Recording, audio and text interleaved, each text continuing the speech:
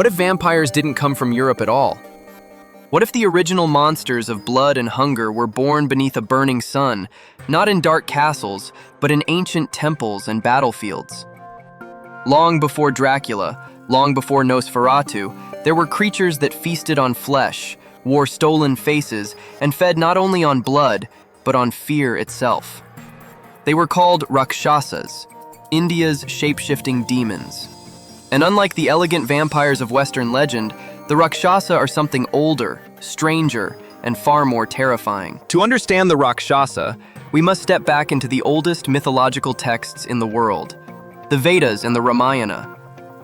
In Hindu cosmology, existence is a balance between devas, the divine forces of order, and asuras, the powers of chaos. But Rakshasas? They are something in between. Not gods, not demons, but corrupted beings. Born from the breath of Brahma himself, they were once celestial beings, guardians of creation. But when hunger and pride overcame them, they turned against the gods and began to devour flesh, even of their own kind. Thus, they were cursed to forever walk the mortal world in monstrous form, shapeshifters doomed to hide among men. In Sanskrit, the word Rakshasa literally means protector.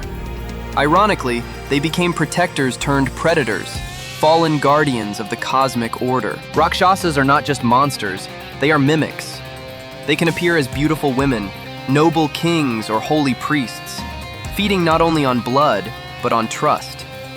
Their true form, described in ancient texts, is horrifying. Glowing red eyes, fangs like daggers, clawed hands, and a voice that can imitate any sound, even the cry of a loved one.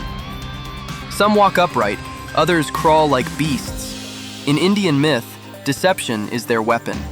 Where a Western vampire seduces, a Rakshasa deceives. Where a vampire drinks your blood, a Rakshasa devours your soul, consuming your karma, your spiritual energy, leaving behind an empty shell. And that's what makes them uniquely terrifying.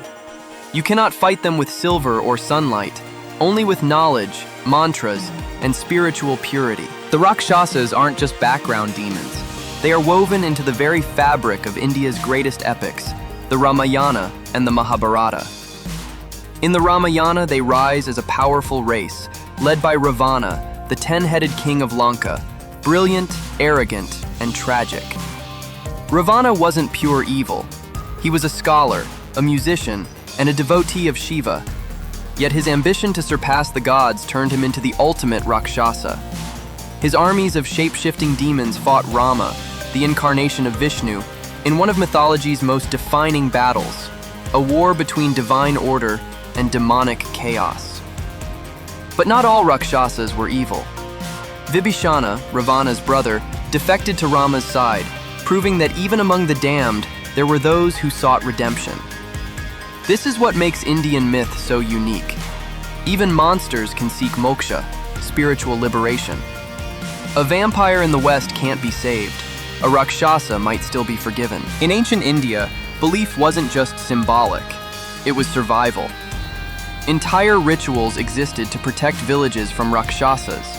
Priests would chant mantras of protection. Fires would be lit to purify the air. Salt and iron would be placed at doors, much like the garlic and crosses of the West. According to regional folklore, Rakshasas hunted travelers at night, lurking near cremation grounds and crossroads, the same liminal spaces feared across all cultures. In Bengal, it was said they feasted on corpses. In the Himalayas, they were blamed for blizzards. In Tamil Nadu, they were known to possess the bodies of kings. These weren't just monsters of myth. They were mirrors of human fear, greed, lust, pride, and the endless hunger for power. And perhaps that's why the Rakshasa endures, because it represents the part of us that refuses to be tamed. As one 13th century text warns, "He who feeds on lies becomes as the Rakshasa, a man who eats the truth." Today, the Rakshasa still walks, just under different names. In modern India, it appears in horror films and folklore festivals. In the West, its DNA is everywhere, in vampires, werewolves, and even zombies. The idea of a creature that hides behind a human face, preying on innocence, didn't begin with Dracula. It began with the Rakshasa, the first predator in human imagination.